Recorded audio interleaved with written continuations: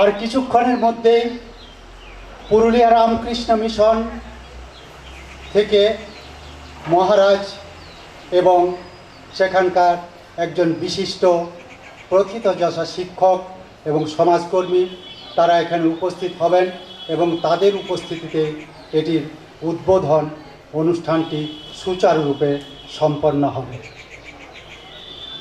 এই বিদ্যালয়ের সমস্ত অভিভাবক যারা এসেছেন তাদেরকে আসন গ্রহণ করার জন্য অনুরোধ জানাচ্ছি।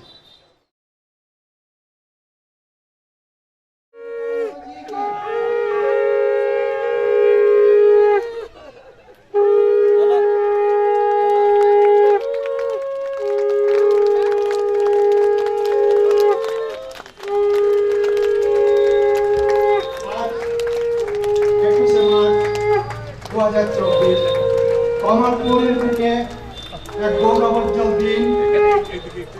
এখানে পদার্পণ করেছেন